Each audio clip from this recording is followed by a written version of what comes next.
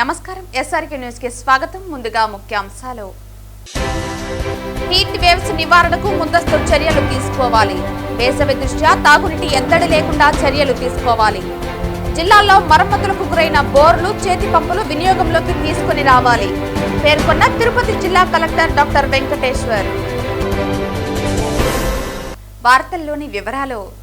జిల్లాలో వేసవి దృష్ట్యా తాగునీటి ఎద్దడికి, హీట్ వేవ్స్ నివారణకు ముందస్తు చర్యలు తీసుకోవాలని తిరుపతి జిల్లా కలెక్టర్ వెంకటేశ్వర్ పేర్కొన్నారు.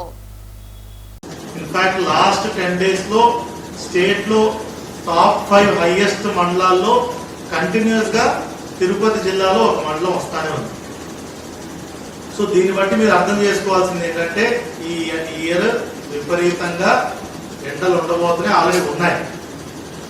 ముఖ్యంగా రెవెన్యూ డిపార్ట్మెంట్ వాళ్ళు, మున్సిపల్ కమిషనర్స్, ఎంపీడీఓస్ లోకల్ దాతలతో మాట్లాడుకొని వీలైన చోట్ల చలివేంద్రాలు ఏర్పాటు చేయండి. నేను చలివేంద్రాలు request municipal commissioner Tirupati and all the other commissioners, MPDOs, tahsildars, please put up చలివేంద్రాలు wherever it is possible.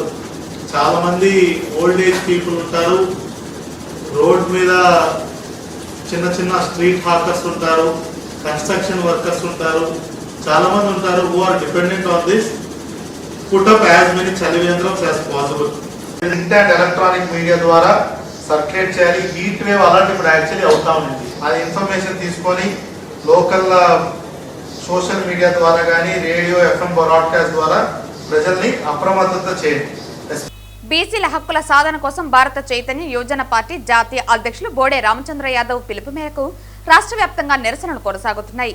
ఈ నేపథ్యంలో భారత చైతన్య యువజన పార్టీ ఆధ్వర్యంలో పార్టీ శ్రేణులు తిరుపతి కలెక్టర్ ఆఫీస్ వద్ద రిలే నిరాహార దీక్ష చేపట్టారు. తిరుపతి కలెక్టరేట్ ముందు పార్టీ శ్రేణులు రిలే నిరాహార దీక్షను చేపట్టాయి. ఈ నెల 11వ తేదీన విజయవాడలోని పూలే భవన్ వద్ద బోడే రామచంద్ర యాదవ్ చేపట్టనున్న ఆమరణ నిరాహార దీక్షకు మద్దతుగా ఈ నిరసనలు జరుగుతున్నాయి. ఈ దీక్షలకు వివిధ బీసీ కులాల సంఘాలు, ప్రజా సంఘాలు, మహిళా సంఘాల నుంచి పెద్ద ఎత్తున మద్దతు లభిస్తోంది. ఇప్పటికే పలు సంఘాల నేతలు దీక్షా శిబిరాన్ని సందర్శించి తమ మద్దతును ప్రకటించారు. ఆంధ్రప్రదేశ్లోని 29 జిల్లాల కలెక్టరేట్ల ముందు ఈ నిరసన కార్యక్రమాలు జరుగుతున్నాయని పార్టీ నాయకులు తెలిపారు.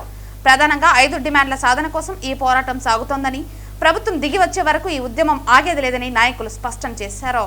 బీసీ, ఎస్సీ, ఎస్టీ మరియు మైనారిటీలందరూ ఐక్యంగా ఈ పోరాటంలో పాల్గొంటున్నారని, త్వరలోనే రాష్ట్ర ప్రభుత్వానికి కనివిప్పు కలిగేలా తమ ఉద్యమం ఉధృతం అవుతుందని వారు పేర్కొన్నారు.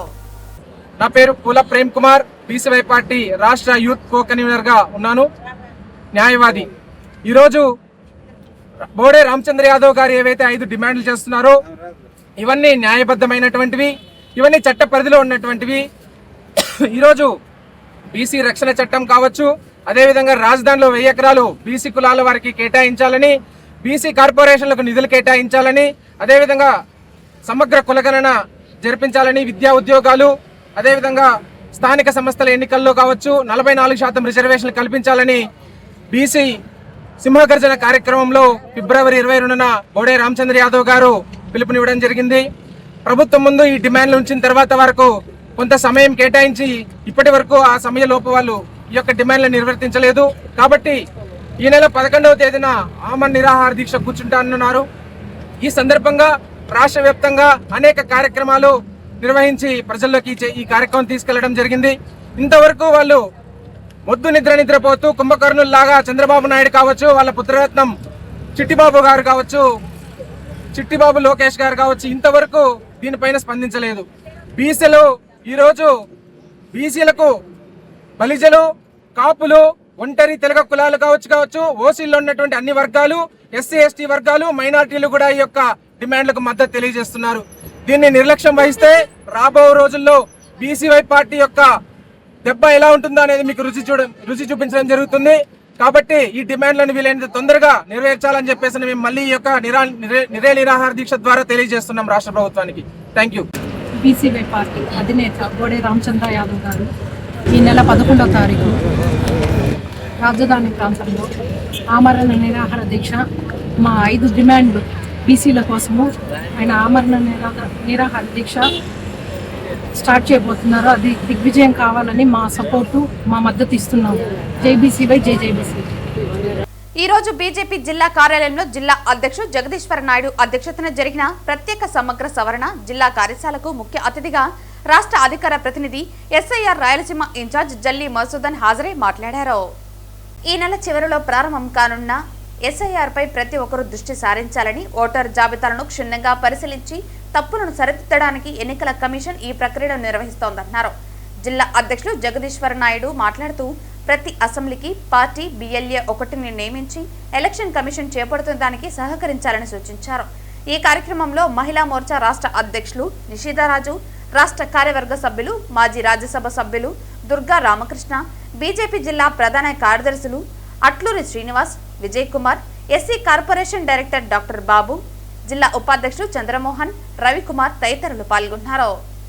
ఆంధ్రప్రదేశ్ రాష్ట్రంలో ఎన్డీఏ కూటమి ప్రజల యొక్క దేశం అంటే వికసిత్ ఆంధ్రప్రదేశ్ భాగంలోగా మన రాష్ట్ర ముఖ్యమంత్రి వర్యులు నారా చంద్రబాబు నాయుడు గారి నుంచి, డిప్యూటీ సీఎం పవన్ కళ్యాణ్ గారి నుంచి, లోకేష్ గారి నుంచి, మా రాష్ట్ర అధ్యక్షులు PVN మాధవ్ గారి యొక్క ఎన్డీఏ కూటమి సమన్వయంతో ఈ విపక్షాలు చేస్తున్నటువంటి అడ్డంకులు ఒక పక్క, అలాగే ఫైనాన్షియల్ ఆర్థిక సమస్య లోటు బడ్జెట్ బాధ్యతని నివృత్తించి, అలాగే ప్రజలు ఏవైతే దేశ భవిష్యత్తుతో పాటు రాష్ట్ర భవిష్యత్తును కూడా అభివృద్ధి పదంలో ముందుకు తీసుకెళ్లే ప్రక్రియలో నిరంతరం కృషి చేస్తున్న సందర్భంలో ఇప్పుడు మనకి ఎస్ఐఆర్ దేశవ్యాప్తంగా ఇప్పటికీ special intensive revision election commission వారి ఆధ్వర్యంలో దేశవ్యాప్తంగా జరిగే ఈ ఓటర్ల సమగ్ర సవరణ కార్యక్రమాన్ని విజయవంతం చేయాల్సిన బాధ్యత ఇప్పుడు 22 రాష్ట్రాల్లో ఈ రెండో దశ,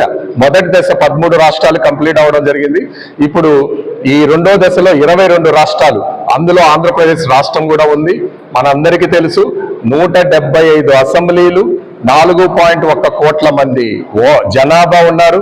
అలాగే 49,386 బూతులు ఉన్నాయి. సో ఇదేదో ఓటర్లు ఎలక్షన్ల కోసం మనం ఒక ఓటర్ కార్డు చేతిలో తీసుకోవాలనే ప్రక్రియ అయితే కాదు.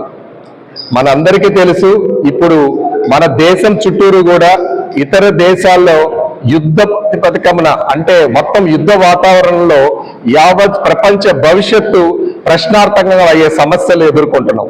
ఇలాంటి ప్రక్రియలో మనకు మన దేశంలో ఉన్నటువంటి శత్రువులని చెప్తాను నేను, ఎందుకంటే ఈ ఉగ్రవాద సంస్థలైనా కానీ అలాగే అనాథరైజ్డ్ ఇతర దేశాల నుంచి పారిపోయి ఇక్కడికి వచ్చి వలస వచ్చిన వాళ్ళు కానీ, అలాగే మన పక్కనే ఉంటూ మనతో పనిచేస్తూ మనతో కలిసి తింటూ ఉండి మనకే ద్రోహం చేసే విద్రోహ శక్తులు కానీ, వీళ్ళందరినీ ఏరివేయాల్సిన ప్రక్రియ ఈరోజు దేశవ్యాప్తంగా ఎలక్షన్ కమిషనర్ వారు నిర్వహిస్తున్నారు.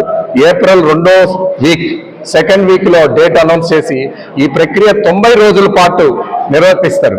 దీనికి డిస్ట్రిక్ట్ ఎలక్షన్ ఆఫీసర్ కాడి నుంచి ఎలక్ట్రికల్ రిజిస్టర్ ఆఫీసర్ అంటే ఎలక్ట్రల్ రిజిస్ట్రేషన్ చేసే ఆఫీసరు, అలాగే బూత్ లెవెల్ ఆఫీసర్ తో పాటు అన్ని రాజకీయ పార్టీ నాయకుల BLA 1, BLA 2లు కూడా పూర్తి స్థాయిలో పనిచేయడం జరుగుతుంది.